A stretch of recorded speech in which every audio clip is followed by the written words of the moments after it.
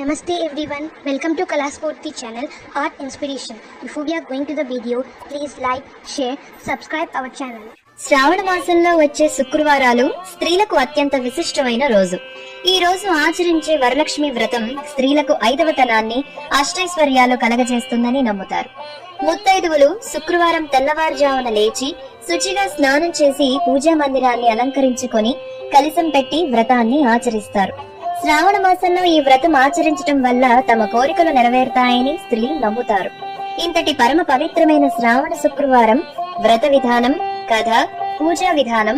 లక్ష్మీ వ్రతానికి కావాల్సిన ద్రవ్యములు: ముందుగా లక్ష్మీదేవి చిత్రపటం లేదా విగ్రహాన్ని పూజ చేసే ప్రదేశంలో పెట్టుకోవాలి.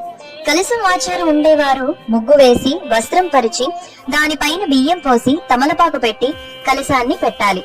దీపారాధన కుందులు, కలశారాధన. అమ్మవారికి ప్రీతికరమైనటువంటిది నవసూత్రముల చేత 9 సూత్రాలు కలిగిన తోరములు తయారు చేసుకుని కలశం దగ్గర పెట్టుకోవాలి. పసుపు, కుంకుమ, అగరబత్తులు, కర్పూరము, కొబ్బరికాయలు, అరటి పండ్లు, తమలపాకులు, 5 రకముల పుష్పములు, 5 రకముల ఫలములు ఏర్పాటు చేసుకోవాలి. తరువాత పసుపు వినాయకుణ్ణి తయారు చేసుకోవాలి. అమ్మవారి దగ్గర పెట్టి దీపారాధన చేసి అక్షింతలు వేసి స్వామికి నమస్కారం చేయాలి. ఇప్పుడు ఆచమనం చేయాలి. కొన్ని అక్షింతలు చేతిలోకి తీసుకుని ఉత్తిష్టంతు భూత పిశాచాః ఏతే భూమి భారకాః ఏతేషాం అవిరోధేన బ్రహ్మకర్మ సవారభే అని చెప్పి వాసన చూసి వెనక్కి వేసుకోవాలి. తరువాత ముక్కు పట్టుకొని 3 సార్లు ప్రాణాయామం చేయాలి. తరువాత తమ గోత్రనామాలు చెప్పుకొని సంకల్పం చెప్పాలి. తరువాత నీళ్లు ముట్టుకొని గణపతికి షోడశోపచార పూజ చేయాలి. పుష్పాలు, అక్షింతలు తీసుకొని గణపతిని ఈ విధంగా పూజించాలి.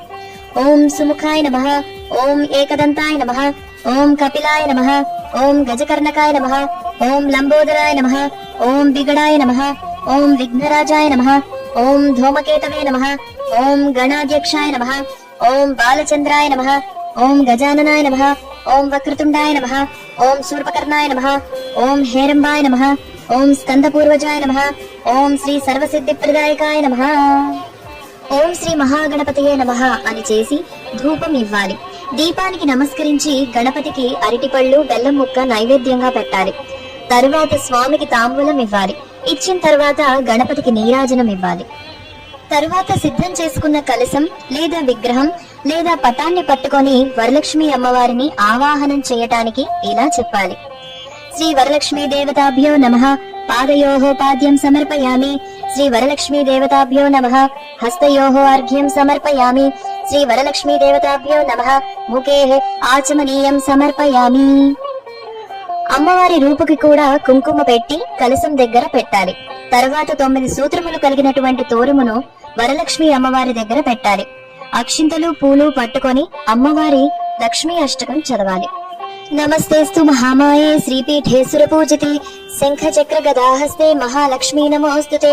నమస్తే గరుడారూఢే ఢోలాసుర భయంకరి సర్వపాపహరే దేవి మహాలక్ష్మీ నమోస్తుతే. సర్వజ్ఞే సర్వవరదే సర్వదుష్ట భయంకరి సర్వదుఃఖహరే దేవి మహాలక్ష్మీ నమోస్తుతే. సిద్ధి బుద్ధి ప్రదే దేవి భుక్తి ముక్తి ప్రదాయిని మంత్రమూర్తే సదా దేవి మహాలక్ష్మీ నమోస్తుతే. ఆద్యంతరహితే దేవి ఆదిశక్తి మహేశ్వరి యోగజ్ఞే యోగ సంభూతే మహాలక్ష్మీ నమోస్తుతే. స్థూల సూక్ష్మ మహారౌద్రే మహాశక్తి మహోదరే మహాపాపహరే దేవి మహాలక్ష్మీ నమోస్తుతే. పద్మాసనస్థితే దేవి పరబ్రహ్మస్వరూపిణి పరమేశే జగన్మాతా మహాలక్ష్మీ నమోస్తుతే. శ్వేతాంబరధరే దేవి నానాలంకారభూషితే జగస్థితే జగన్మాతా మహాలక్ష్మీ నమోస్తుతే. మహాలక్ష్మష్టకం స్తోత్రం యప్పటే భక్తిమానరః సర్వసిద్ధిమవాప్నోతి రాజ్యం ప్రాప్నోతి సర్వదా. ఏకకాలే పటే నిత్యం మహాపాప వినాశనం. ద్వికాలం యః పటే నిత్యం ధనధాన్య సమన్వితః. త్రికాలం యః పటే నిత్యం మహాశత్రు వినాశనం. మహాలక్ష్మీర్భవే నిత్యం ప్రసన్నా వరదా శుభ. ఇప్పుడు చేత్తో పట్టుకున్న అక్షింతలు, పూలు అమ్మవారి దగ్గర వెయ్యాలి. తర్వాత అమ్మవారికి పుష్పాలతో మరియు అక్షతలతోటి అధంగ పూజ చేయాలి. మనసులో ఓం శ్రీ వరలక్ష్మీదేవ్యై నమః అని అనుకుంటూ ఓం చంచలాయై నమః పాదౌ పూజయామి. ఓం చపలాయై నమః జాననిం పూజయామి. ఓం పీతాంబరాయై నమః ఊరం పూజయామి. ఓం కమలవాసిన్యై నమః కఠిం పూజయామి. ఓం పద్మాలయాయై నమః నాభిం పూజయామి. ఓం మదనమాత్రే నమః స్థనం పూజయామి. ఓం కంభుకంఠాయ నమః కంఠం పూజయామి. ఓం సుముఖాయై నమః ముఖం పూజయామి.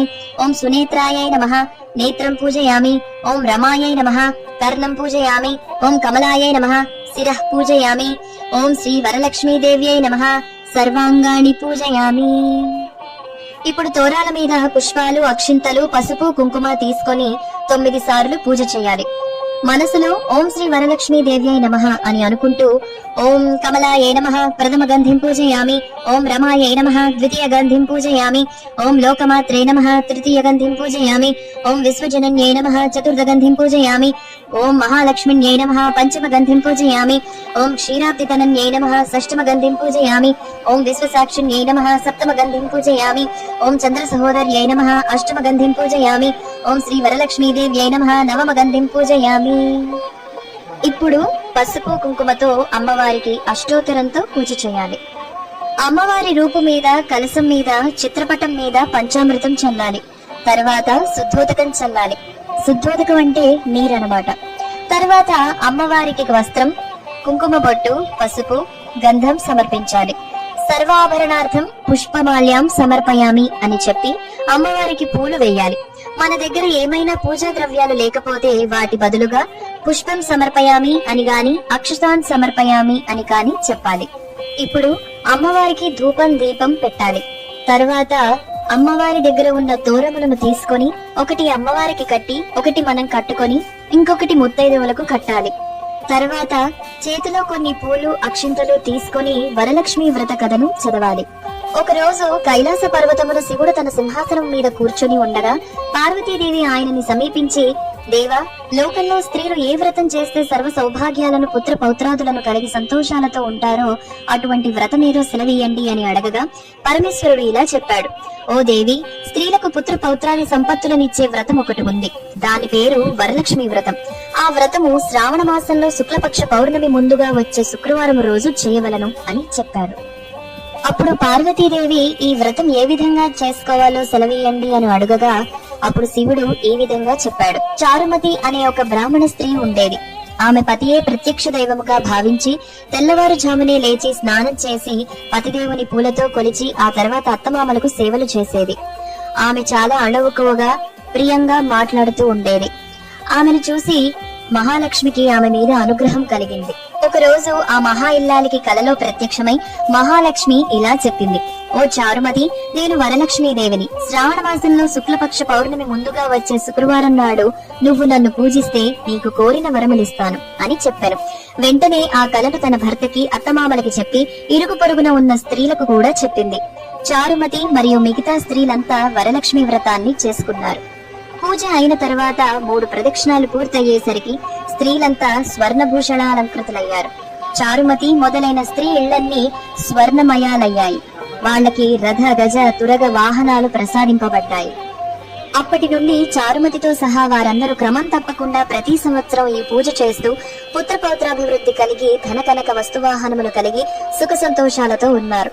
కావున ఓ పార్వతి, ఈ ఉత్తమమైన వ్రతమును చేస్తే, అలా ఎదుటి వారికి చెప్పి చేయిస్తే సర్వ సౌభాగ్యములు కలిగి శుభముగా ఉంటారు.